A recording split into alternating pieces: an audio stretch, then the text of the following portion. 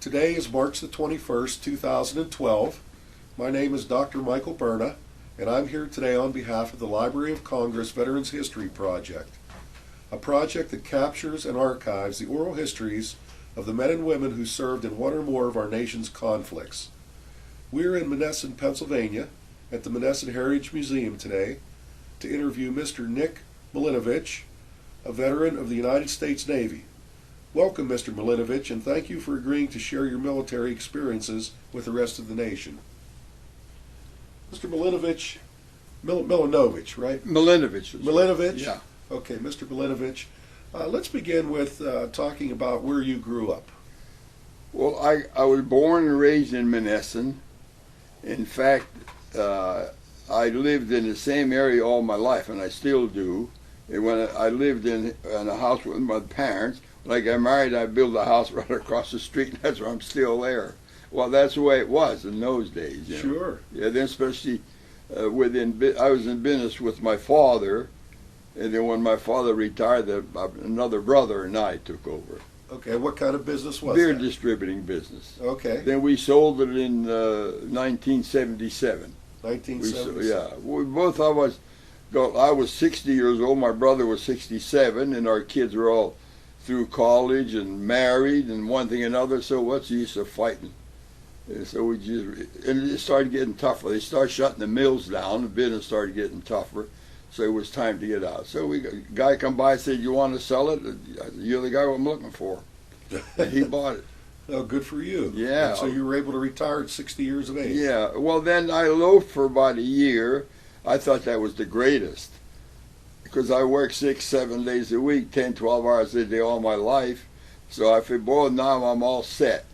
But that's not true.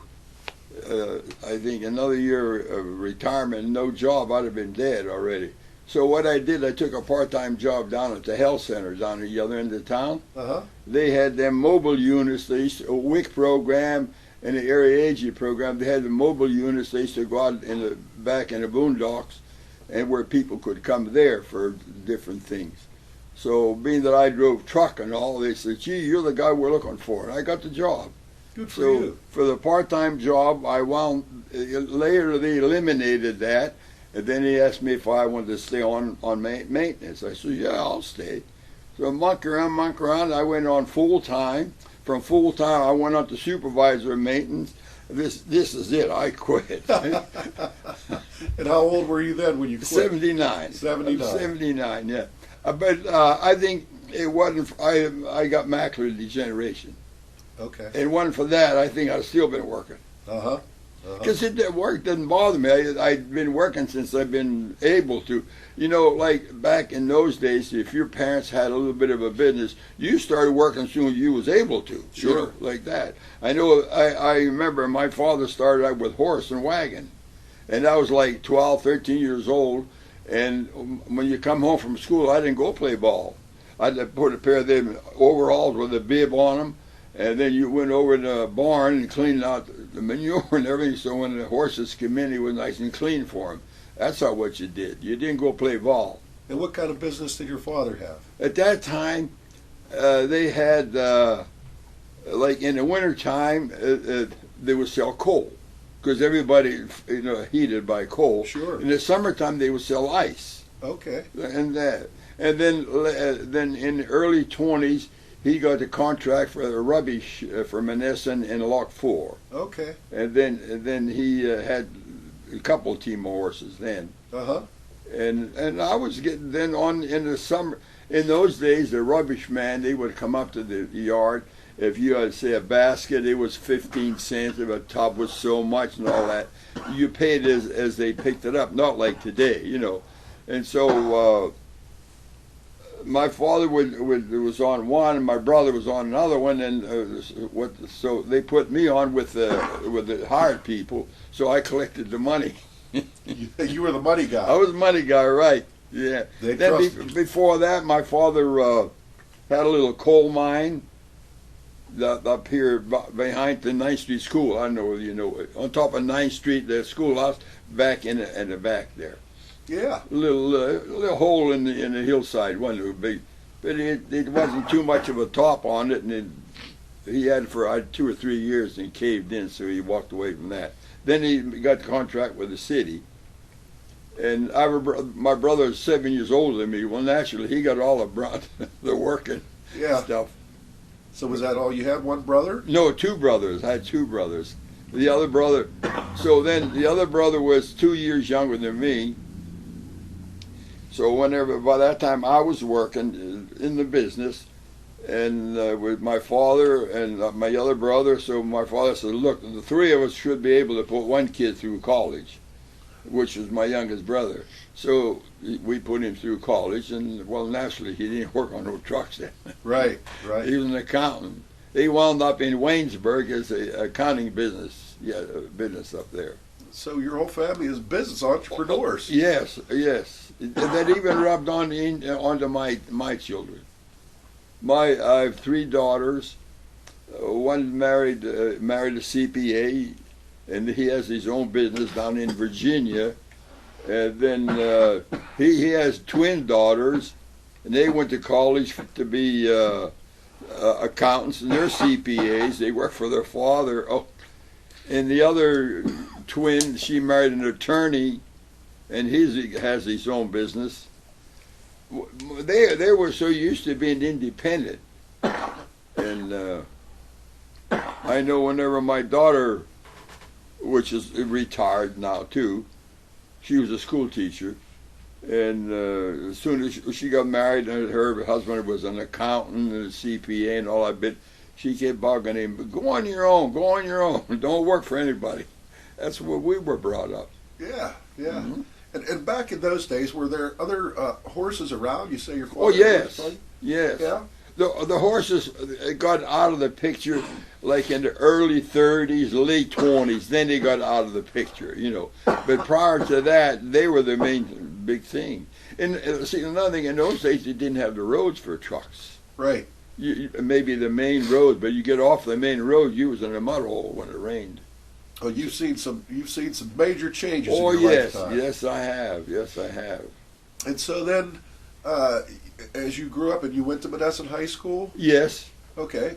I went to Monessen High School, and naturally, in those days, you could quit at 16 if you had a job, or otherwise you had to stay till 18. Well, I had a job sooner than 16. So at 16, I quit school and went to work with my father full time. Then he didn't have to hire another person. And then how did you get involved in the military?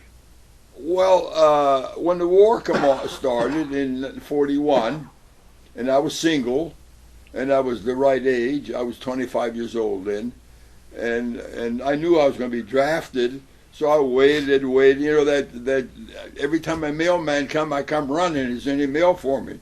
So I got tired of that. I said, the heck with this. I'm going down and enlist. I went down and enlisted. Is that what made you enlist? Yes. You just got tired of waiting around? I got tired of waiting on that doggone mailman. And what made you enlisted in the Navy? Yes. And what made you choose the Navy? Well, I didn't want to go in the Army. That was another reason I enlisted.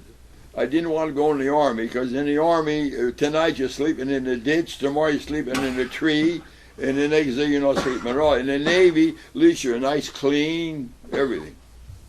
So you went to basic basic training from here. Did you leave out of Pittsburgh, or did you? Yes, out of Pittsburgh. I left out of Pittsburgh and went to Williamsburg. Okay. I had boot camp in Williamsburg. See, another thing, I was a pretty good friend with a gentleman. He was in the First World War, and he was active in his Company D and all that bit. And he knew all about military, things about. Back in my days as a young fellow, we didn't know anything about military. We didn't know a sergeant from a corporal or whatever. We didn't know anything. So anyhow, he used to talk to me all the time. And then he said, why don't you go and enlist? Go to the Navy and tell them you're this or that. You'll get a rate. And I know, I figured, what's a rate, So anyhow, when I decided to go down, I did. I went down, I went to enlist. Well, I said, wait a minute, I said, what do you need? He said, what do you mean, what do you need? What are you? I said, what do you need? Then the motor mechanic. I said, that's me. I'm a motor mechanic. I had trucks. I was around trucks since I was born, practically.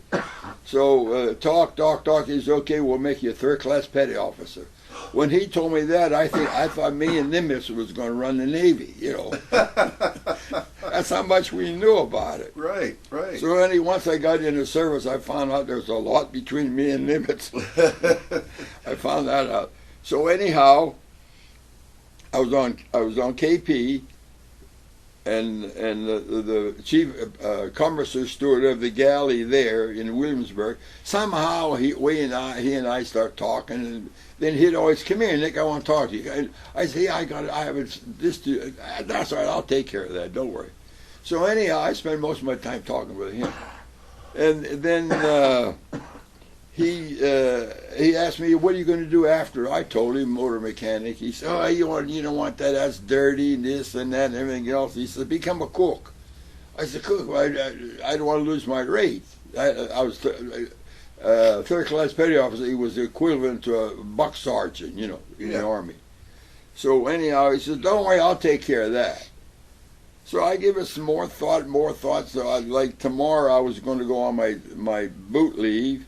So I told him, look, okay, I'll take it. I'll switch over, but I don't want to lose my rate. If I lose my rate, I don't want it then, So don't worry about it. So I came back on a Bolton Barton, Nick Milinovich, Cook and Baker School. I said, oh, brother, here I am, a cook. That's how that happened. That's how that happened. And I wound up being a cook for 3.5 years. And so did you know how to cook when you took that job? No. I know how to boil water. But you learned. But I learned, yeah. Yeah. Then in a short time, I guess the commissary steward, they must stand around and watch the guys work. In a short time, the chief come up to me and says, from now on, you're in charge of the roasting and frying and stuff like that. And I'm thinking to myself, what the hell I mean in charge? In charge of what? So I said, I'm going to take it. So Yeah. I did. So I think what helped, I was 25 years old when I went in. All right, most of them was 18, 19-year-old kids. Right. And then I was self-employed all my life, and I was, let's go. And I guess they watched me. And when I got down there, I did the same thing. I thought it was my own business. Yeah. And so maybe that's why I started getting raises real fast. Yeah. Yeah. So Then as time went on, I learned how to cook too, naturally. Sure. Yeah. And you were stationed where? I was stationed in Virginia. Then from there, I was transferred up to Rhode Island. Then from Rhode Island, went to California, Port Hueneme, California. And from there, I went overseas in the Pacific, which I spent 2 years in the Pacific. Okay. Yeah. Had you traveled around outside of Monessen before you had gotten into the military? Well, not too much before, but I did a lot after. I traveled some. I went to the World's Fair in New York, the first one. That was, 1939, I think, or something like that. Yeah. Me and 4 or 5 other guys, one of the fellas had a car, so we all pitched in for expense and went there for about 3 or 4 days, whatever it was. That had to be a big to-do. Oh, in those days, yeah, we drove by car. Yeah. Yeah. And it was the first one. Yeah, and I didn't do local, but I wouldn't call that traveling. Because I was always busy working. In those days, you get the old timers like my father was one of. They don't believe in it. What do you mean vacation? Vacation? You got vacation on a job. You don't work all the time. Some days you don't do anything. That's your vacation. So what are you gonna do? You can't win. No, you can't win. Yeah. Yeah. So when you were moving around from base to base, you said you were 2 years in the Pacific? Yeah. And where were you stationed there? Well, it was in Kwajalein Island for a while. Then we went in the Marshall Islands. I was on Tinian. That's where the H-bomb went from, Tinian. Well, we didn't know about it, but later on we found out that plane came from Tinian. Is that right? Yeah. We didn't know about it. It flew out of there. Yeah. And so it dropped the bomb. Yeah, it did. Then after that, when it became news, and then we found out that it was what plane it was, Uh-huh. But we didn't know before. So what was the mood of the country like when you enlisted? The war had already been started. Yes. So were you feeling that you needed to defend your country, or did you just feel that you needed to get into the military on your own accord? No, it was a lot of country feeling. I'm part of it. Uh-huh. Uh-huh. And that's the way it went. And That's the way most of the kids felt that way. Yeah. Very patriotic. But very patriotic. Yeah, there was no. I'm not saying there wasn't any, but there was what 12 or 14 million men in the Second World War. Out of very, very few went to Canada. Some of them scooted up to Canada, but not too many. Not too many. No, the mood was different then. The mood was different. Yeah. Yeah. And then while you were in the Pacific at these bases, were there operations going on all the time? Oh These yes. bases? Yeah, the B-29s. B-29s. See, the outfit I was with, CBs. I was with the CBs, construction battalion. Yeah. And they're the ones that were making the airfields for the planes. Right. And the B-29s come off of Tinian. Okay. Yeah. Okay, those are huge planes. They were the biggest for those days. Right. You know. Right. And there wasn't like now. They had the propellers. And boy, the noise they used to make. My gosh. Very loud, huh? Very loud. They used to take off 500 in the morning to get to Japan at a certain time and all of it. 500 of them. Just imagine. They'd start like 4 or 5 o'clock in the morning. I can't imagine. Yeah. The noise. Woo. How long would it take for them all to leave? Oh, they took them about 3-4 hours till they got off the ground. Then some of them went off other islands too, not just Tinian, other islands. Yeah, and then they would fly to Japan. Yeah, and drop the bombs and come back. Wow. And then on the way back, at the beginning, a lot of them would run out of gasoline, and so fuel. So anyhow, they had to take Iwo Jima. So that's why Iwo Jima was such a big fight, because they needed it for the planes coming back. The ones that run out of fuel, they stopped at Iwo Jima, refueled, then come back to their base, whichever island they was off of. But they lost planes because I ran out of fuel, not that they were shot down. And these pilots, the people in the planes were all killed. They would lose the whole crew, right? That's right. It'd take a long time to educate the crew first, and then the plane too. Sure. And so that's why they made such a big deal out of taking Iwo Jima over. Okay. Yeah, for that reason. And so that became a refueling stop. Right. They said on their way back. After that, they didn't lose any 29s. Oh boy. Because the 29s, they went so high, the Japanese fighter planes couldn't go that high. Oh. So it wasn't that they were shot down at all. No. It was they ran out of fuel. But once they took care of that, then there was no problem then. And the whole time you were there, these planes were taking off? Oh yes. Well, I left Tinian after the war was over. Okay. Yeah. Yeah. It was over. It was over in August, I think, somewhere around there. And I left there in January. How did you get the news that the war was over? Well, we had radios and news and stuff, Could you believe that? I mean, that had to seem to be a little bit shocking at the time. Well, did you expect the war to end? I think we did. I don't remember exactly, but there was some little feelings. Don't forget now. You get the guys on a Radio Shack, and back in the offices, they get this stuff and they hear a little bit. It doesn't take long. It filters back to the listening man. Sure. Doesn't take long. Well, what they call scuttlebutt. It gets back here real fast. The scuttlebutt. Huh? Yeah. Yeah. Well, what was the feeling amongst the men when they found out the war ended? Well, the war ended, and I was in charge of the galley by that time, and there was fellas there. We had a crew that worked at night and they different shifts and they just didn't show up. So me and a couple of guys that did show up, we had to take care of the galley. But nobody came to eat. There was all out drinking. I don't know where the hell they found their booze, but they had it. Some of it was homemade, some of it they made, and some of it they bought too. What it was, the officers, they used to get so much liquor a month, and some of them didn't drink. So then they'd sell it. Okay. Yeah, like in those days, you used to get $10, $15 for a bottle. Right. That was a lot of money in those days. And speaking of wages, what were your wages when you were in the military? Well, when I was a first class petty officer. When I was overseas, I got $136.80. $6.80 they take off of me for insurance, because you had to buy your own insurance then. Okay. $6.80, and then $30 I left for myself to get a little poker game once in a while, and $100 I had sent home. Okay. Yeah. And that was a month. That was a month, yes. Right. Right. So I actually drew $30, you know, the $6.80 for insurance, like I said, and $100 I sent home.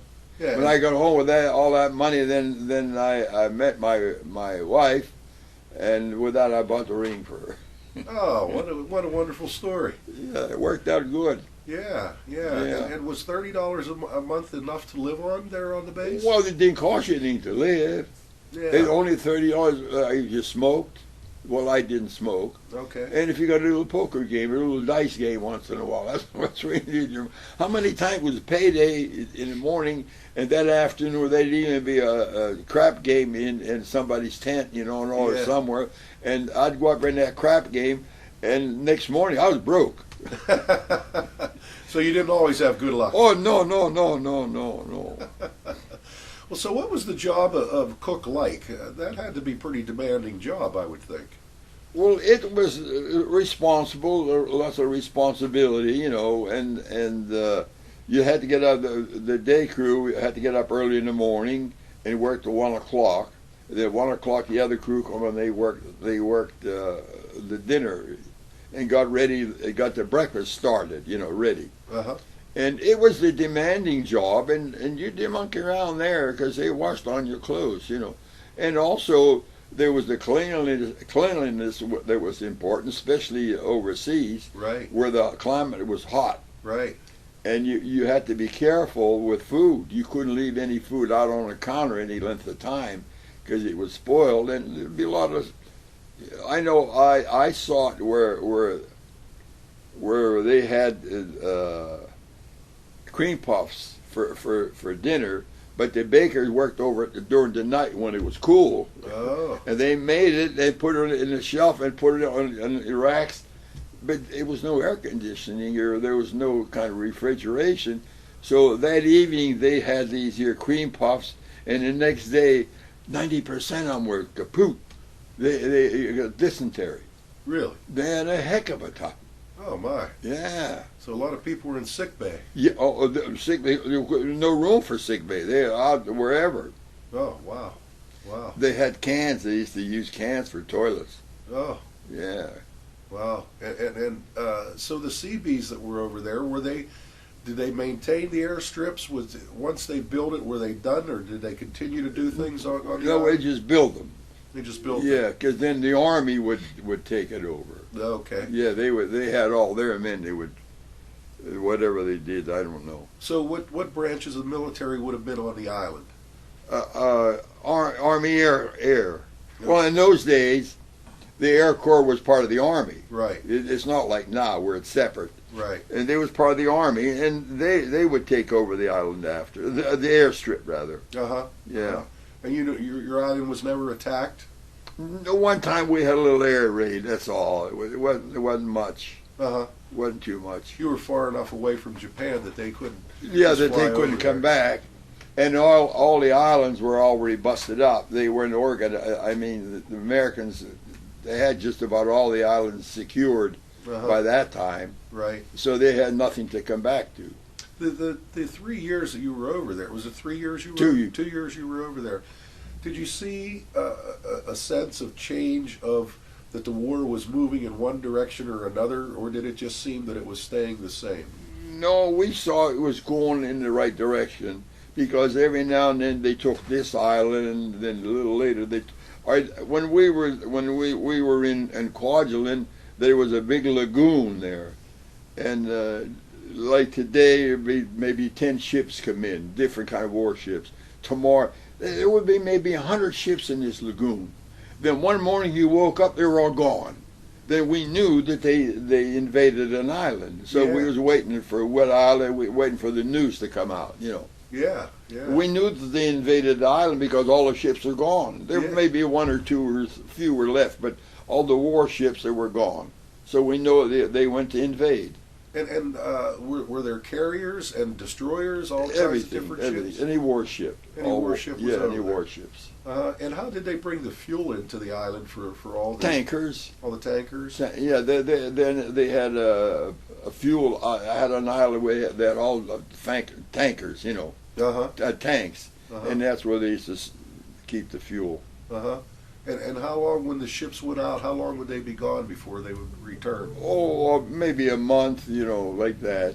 The invasion, till the island was secured, and then they came back and took a little rest. I remember on the one island there, they had a big Quonset hut, and whenever the ships would come back, and then off the ship, they took turns coming into, they call it recreation.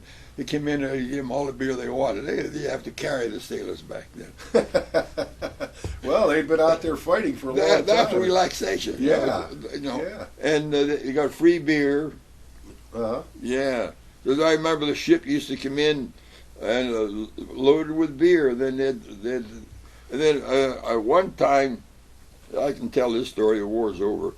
One time there, they had trucks. They came in there with them big nets. They'd just drop it and put it in a warehouse. So anyhow, there's always all kind of guys in the service. So this one guy, he was in a CB. He was a Navy guy, but he got a hold of a truck that looked just like theirs. And he backed that thing in, and they dumped him a whole big load of beer, and he took off. He went in the jungle and hid it in the jungle. So we had beer for a good while. And he was a hero. Oh, yes. Oh, my gosh, yes, he was. Yes, he was. Well, I know my father was in the Seabees, and he was in New Guinea. Oh, yeah. Yeah, and they used to, the supply ships would come in, and he'd tell stories about the beer down in the holds, and them going down in there and unloading it, and unloading a little for themselves, too. Well, all naturally, yeah. Another story, there was an Irishman there. He was a second lieutenant or some darn thing. And one of these CBs, they was driving the truck, and they were backing up, on the dock, so they would drop that in. And then he back that truck up, you back up until I tell you to stop, So this driver, he puts it in reverse, he gets on the running board and lets it go. He goes down to drink. He says, "What the hell did you do?" He says, "I didn't hear you say stop. You didn't ever say stop." All kind of jokesters. Yeah. You had all kind of jokesters. Yeah, well, you had to make your own fun, right? Yeah, that's right. So we all had a big laugh out of that. And here, this officer, his face was red. Yeah. He never said stop. Never said stop. No, he barked his orders and then walked away, Yeah. And this guy, he put it in reverse, let it go. He followed orders. Yeah, you did say stop. That's right. I did what you told me to do. Yeah. So where'd your dad have boot camp? Do you remember? Williamsburg, I bet you. I don't remember.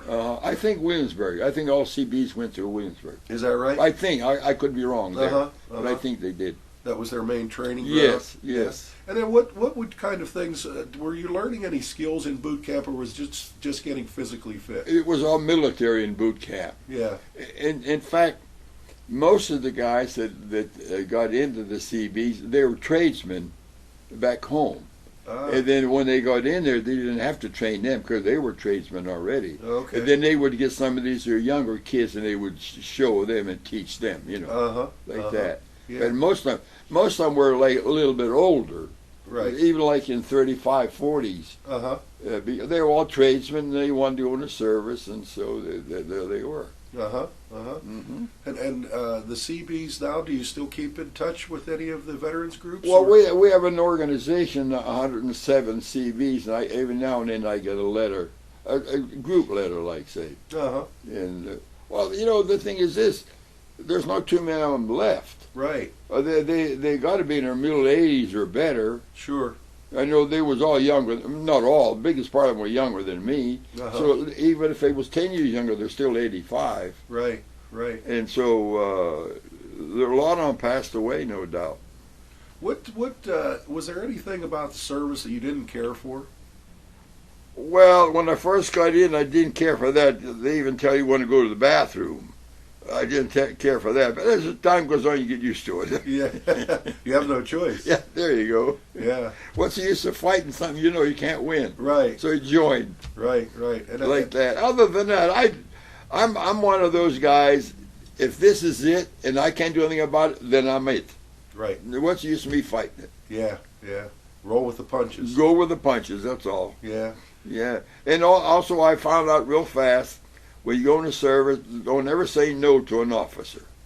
You can say yes and don't do it. Then after all, say I didn't have time, but don't say no. Yeah.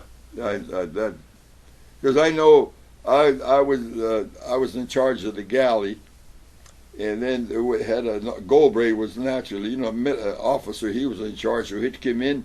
He'd say, "Nick, you ought to do this." Oh, yes, sir. And then he was a slickster. Then he'd walk in through there, wouldn't say anything. Then a week or so later back, he came and he says, "You ought to do this." "Yes, sir. He says, "One thing about you, Nick, you always say yes, but you don't do it anyhow." I said, No. Yes, I do. If I get around to it, I get it done. That was a good strategy. Oh, yeah. Yeah. But here's the thing. All right, I was between a rock and a hard thing. Here's the officer, white only. Here's the enlisted guys that are under me. They say, "What the hell you trying to do to us?" Yeah. But I got to live with them. Yeah, you sure do. Yeah. How was your relationship with the guys that were under you? Well, they were good. They were all understanding. Yeah. They were good. You give and take there too. There's some guys now and then they're getting a little jab. Let him go.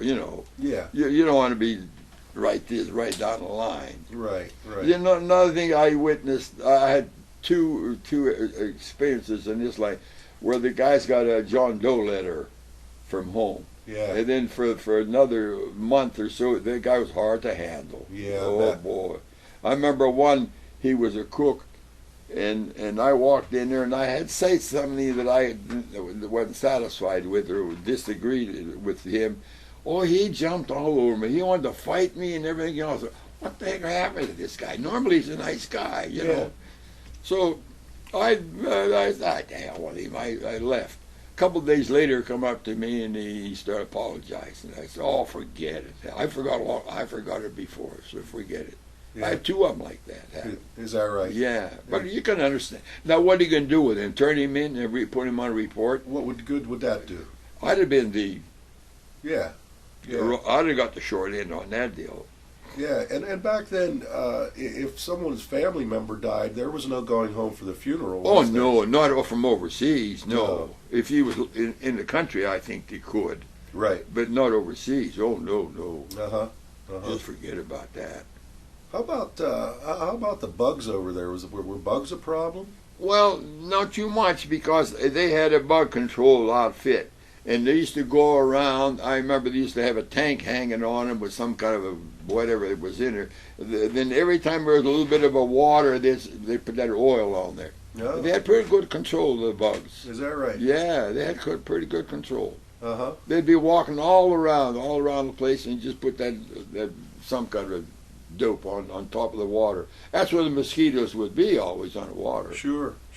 Yeah. And what did the guys do for recreation over there on the island? Well, they had softball teams and stuff like that. And they just sit around and tell stories. Yeah. I bet you met some interesting people from everywhere. Oh, yes. Yeah.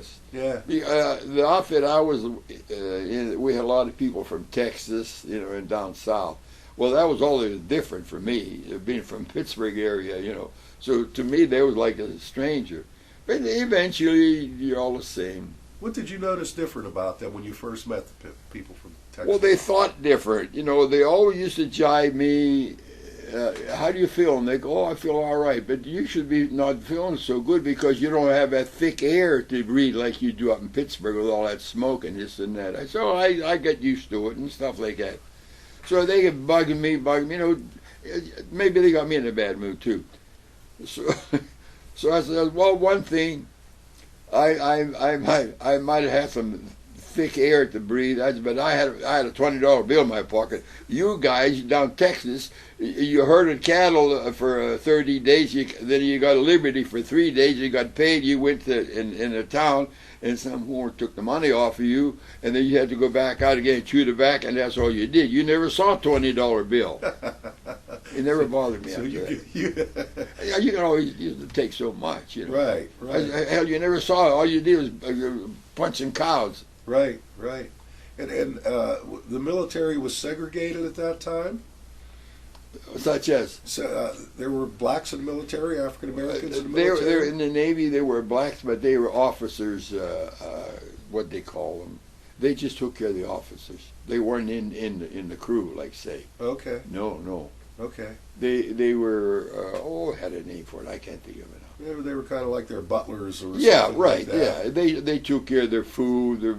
They took care of the bed and stuff like that. You know. Was there any feeling of animosity between the blacks and the whites? No. And in fact, there was a couple of guys. They were rebels, you know, from the South, and they're always talking about a black guy, this black guy, that. Then maybe you wanted to see one heck they couldn't find him. Go down in the black when these guys had their own quarters. You get down there, he's down there with them shooting crap. Well, growing up in Monessen, there was never an issue of that. Oh no. So, and you didn't notice anything different in the military? No, I didn't. Even the Southerners, they didn't. Don't forget, you didn't do that over there. Right. If you did that, you're trying to cause a commotion, you know, right, internal problems. And you didn't do that. Right. That part was good. You got along naturally with there were like 500 of us. Naturally, there were some guys you don't care for, and some of them didn't care for me, no doubt too. You know. Right. But the general rule, everybody got along. So there were 500 of you there? Yeah. Okay. There's 1,000 in the battalion, and 500 was in one place, and 500 was in another place. Okay. And did you all? What kind of quarters did you stay in there? Quonset huts or tents? Tents. Yeah. Okay. Quonset hut was the galley was a Quonset hut. We stayed in tents. Okay. And did you have a floor in those tents? A wooden floor or anything? Dirt floor. Dirt floor. Okay. How many people to a tent? 4, I think it was. Okay, so you one in each corner. Pretty good buddies with your buddies. Oh yeah. One in each corner. Yeah. Everybody had their own little space. Yeah, right. Oh, there was good that way. It had no problems. I know I made friends with guys there that way up until just recently that I don't have any contact with. I know I used to go to New York, and I'd go on vacation when my wife was living and I was all retired and all. We used to go to different places, and we'd always wind up some town where I knew there was a guy in the CBs with me. I'd look him up, you know. Yeah. When you were in the States before you went overseas, were there any opportunities to come back home on leave? Well, yeah, you got your last leave before you left. Okay. Then you were done after that. And we were in Virginia, I think, then. And then you get your, I forgot what it was, 10-day leave. Yeah, that's right. You get a 10-day leave, and that was it after that. That was it. Now, did your family members write letters to you? Oh, yes. Yes. My sisters used to write always. Yeah. Did you send letters back? Oh, yes. Yeah. Not as much as they wrote to me, though. Yeah. I bet that was nice to get a letter from home. Yeah, it was. But after a while, it's, you know, you get to the point, this must be my way of life, you know, what I'm doing now. I got accustomed to it, whatever it was. I got in line, that's all. Yeah. Well, so what was, I bet when you came back home, though, what was it like when you came back home from your family for you? Well, it was nice. They was glad you were home and always trying to do something for you and stuff like that. Well, see, again, you don't realize my father was a old-timer from old country, you know, from Croatia. Okay. And there was no pity, you know, like that, soft soap and nice, Johnny, you're a nice boy. No, Johnny, you work, you know. So I know when I got discharged, Sampson, New York, I got back pay and all that stuff. You know, I had about $500-600. That was a lot of money then. You know. Sure. So I said, I'm darned, if I go home now, I know my father's going to have a beer truck for me tomorrow morning. Yeah. I says, no, I'm not going home. So I had some friends in Trenton, New Jersey, so I went down there and I spent time with them until I run out of money. But what I did, I bought my ticket on a train to Greensburg, on the Pennsylvania. I said, this way I don't have to stand on the corner and bum. This way, at least I got a ride home. You know? Yeah. So then we're going. Then when I run out of money the day before, I told these guys, listen, I'm leaving tomorrow. Where are you going? No. I said, I'm out of money. I'm out of money. I got a train ticket and that's it. I'm going home. That's it. So in the meantime, in Trenton, I met a guy there. And we got to be pretty good friends. He said, by the way, Nicky, do you have any civilian clothes? I said, well, I had it when I left. I don't know if they'll fit me now. Well, come on, I'll get you fixed up. So he took me down to a store. A friend of his took me in the back. I got a whole suit and the top coat and a hat and everything, you know, civilian. Yeah. And I put them on right away. Yeah. I wrapped them Navy clothes up, put them in a bundle, and mailed them home. Done with that. I'm done with that. I mailed that home. So when I got home in Greensburg, it was like 1 o'clock in the morning, and I got off the train, and here's my brother and his wife standing there waiting on me. And I saw him, but he was looking for a sailor. So I'm standing around there, you know, I wanted to wait a little while just to have a little fun with him. Yeah. And also, finally I come up to him and say, you wait for somebody. He looked at me and said, what the hell are you doing in them clothes? I said, don't forget, I got discharged. I'm a civilian. So I come home with civilian clothes. And then, now, did you meet your wife after you came out of the service? Yes, after. Okay. I used to go to these here hunky dances. Okay. Where do you say you were from? Charleroi. Charleroi. Well, then you know about that. It's hunky dances. Yeah, sure. And I met her there this one time, right soon after I got discharged. In fact, it was in McKeesport. And I met her, we got talking, I took her home, and we made a date, had another date, had about a couple, 2-3 days. I said, what the hell, instead of dragging this on, let's get married, you know. She says, you're crazy. I said, no, that's why I'm asking you. So in July we got married. I got out of the service in February, and in July I got married. And so you only knew her for a few months? That's all. That's all. And was she from McKeesport? Yes.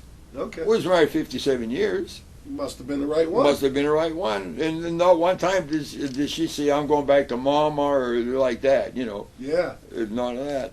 She was born in New York. She was born in no country. She was foreign. Okay.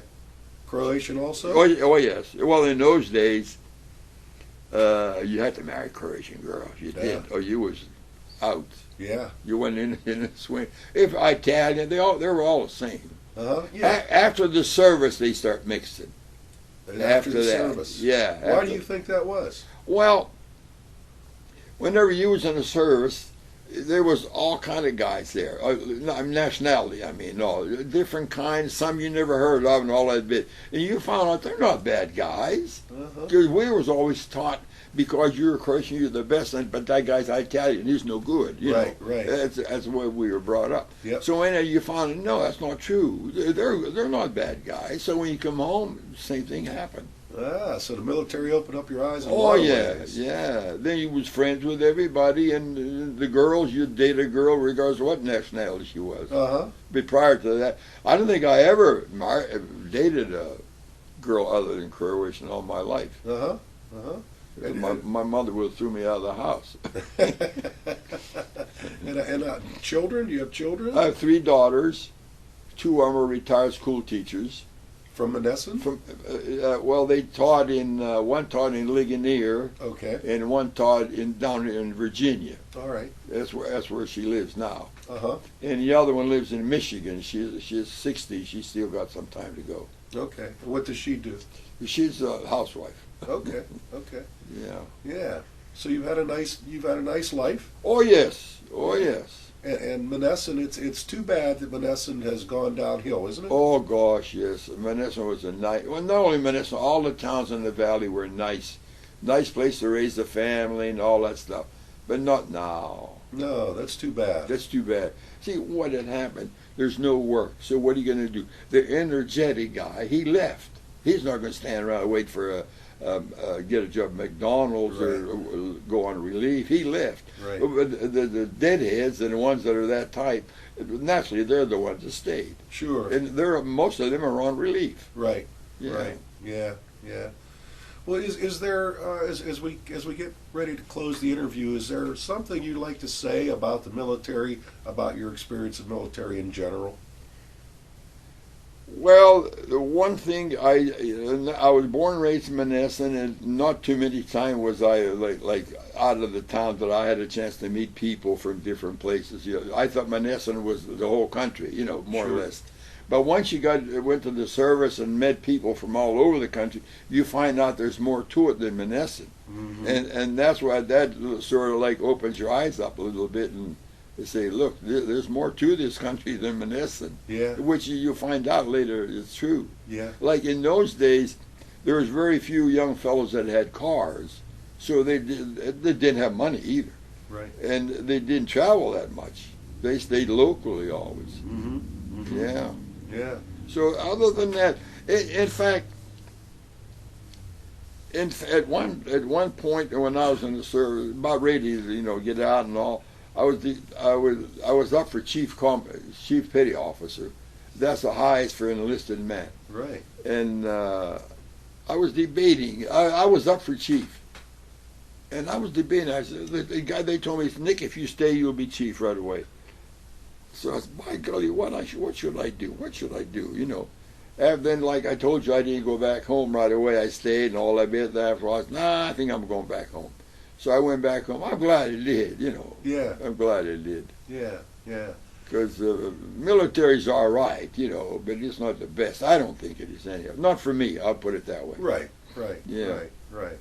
But it did present a whole new host of opportunities. Oh, definitely. I know then my dad was in the beer business all the while because he got in when beer became legal. That was in '33. And then I got the job of selling the beer, you know, being a public relation guy. And then, now, I couldn't say, well, are you Croatian? No, I can't sell you no beer. You know, Right. No. Right. I don't care what nationality you are or what color you was. That money was green. Yeah. Then you was a customer. Yeah. So you learn that way, but then you find out amongst this guy, amongst that nationality, there's good and bad, just like your own. You know. Right. So that's all gone today. Well, today, down the valley there, I'm in the valley. Gee, I think I'm overseas. But anyhow, like today, there's no more, you're a Polak, you're this, you're that. There's no more of that. Who is a real Polak, a real Croatian, a real Italian? Sure. There's not too many. No. Not too many. No, not too many at all. Very, very few. Right. Right. It's all a mixed breed. I remember, here about 4 or 5 years ago, I don't know where it was, there was a young boy there about 10, 12 years old. We got to talking to him. So I asked him, I said, what nationality are you? He says, what's that? I said, you're doing all right, pal. You're doing fine. Yeah, He says, what's that? Yeah. That's a sign that you don't know anything about that. So what's the use of me telling you then? Right, Better you right. don't know. Yeah, exactly. No sense teaching you something. You Yeah, don't really need. not any good for him. Yeah. So I just kept on talking. I just forgot about that then. Yeah. Yeah. But all in all, you know, like a fellow says, I wouldn't give $1 million for the experience I had, but I wouldn't want to do it again, you know, like that. Sure. Of course, I'm not 25 years old either. Right. You know, Right. and it's like that. But it was, you know, I think any kid goes to the service for 2 years, peacetime, not wartime, Right. peacetime, never hurt him. Yeah.